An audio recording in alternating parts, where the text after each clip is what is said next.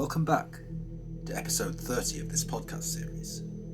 Today I thought I would do this episode a bit more like a story, since not only is it mysterious, not only is it ominous, but we have an actual story and an actual narration direct from the source.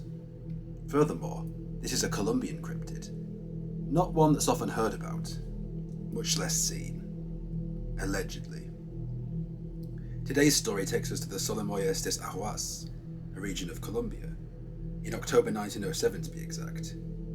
The story came from a respected German explorer and adventurer, Franz Hermann Schmidt, who, along with Captain Rudolf Pfleng, his friend, spent weeks exploring the wilder areas of Colombia, in search of all things wild and wonderful. And let me tell you, he definitely found them. Or at least, one of them.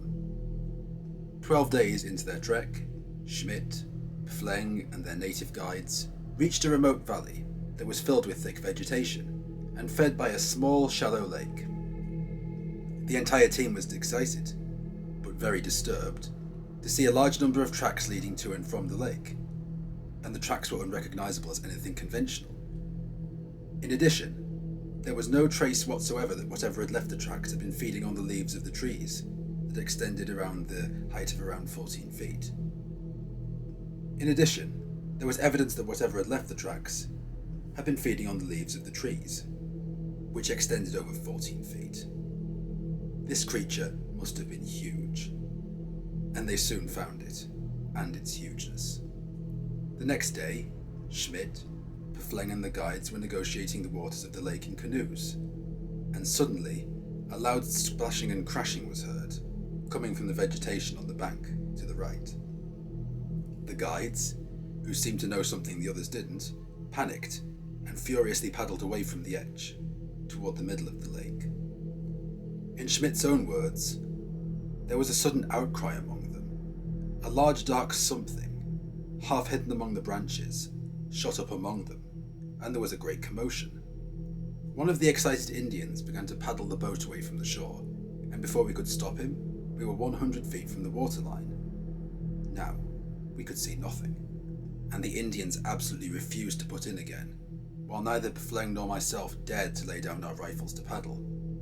There was a great waving of plants, and a sound like heavy slaps of a great paddle, mingled with the cries of some monkeys moving rapidly away from the lake. One or two that were hurt or held fast were shrieking close at hand. Then their cries ceased. For a full 10 minutes, there was silence. Then the green growth began to stir again, and coming back to the lake, we beheld the frightful monster that I shall now describe. The head appeared over bushes 10 feet tall. It was about the size of a beer keg, and was shaped like that of a tapir, as if the snout were used for pulling things or taking hold of them. The eyes were small and dull, and set in like those of an alligator. Despite the half-dried mud, we could see the neck, which was very snake-like, only thicker in proportion, as rough and knotted as an alligator's on its sides, rather than its back.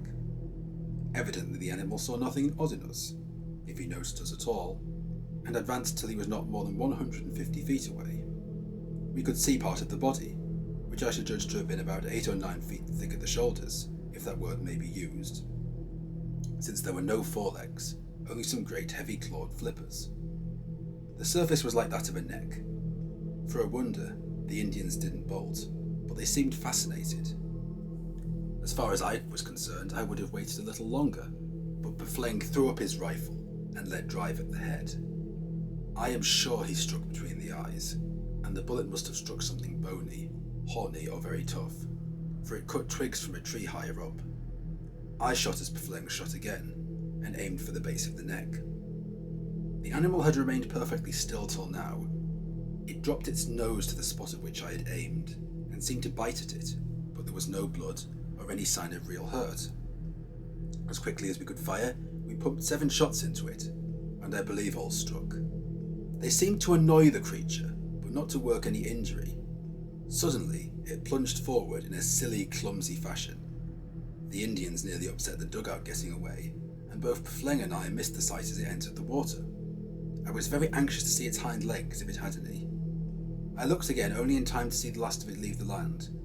A heavy, blunt tail with rough, horny lumps. The head was visible still, though the body was hidden by the splash. From this instant's opportunity, I should say that the creature was 35 feet long, with at least 12 of this devoted to head and neck.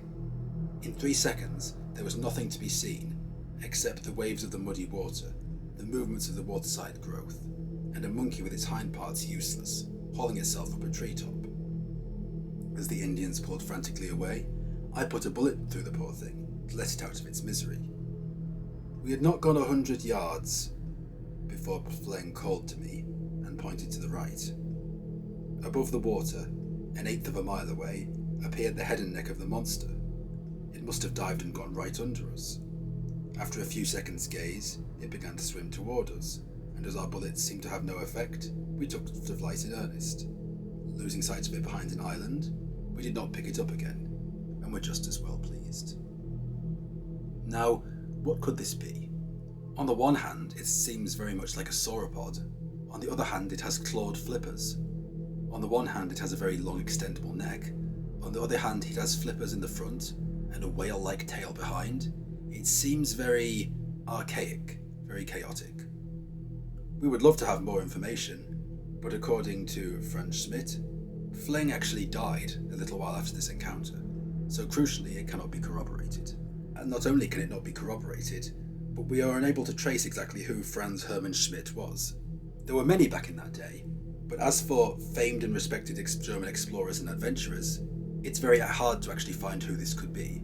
There are no records proving that this person actually exists, and some people speculate that this is all very fanciful, not only because the monster seems like half plesiosaur, half whale, half Loch Ness monster, if you could take thirds and make them into halves, but it also seems a little unlikely. But what do you guys think? Leave me a comment, drop me a subscribe, and drop me a share.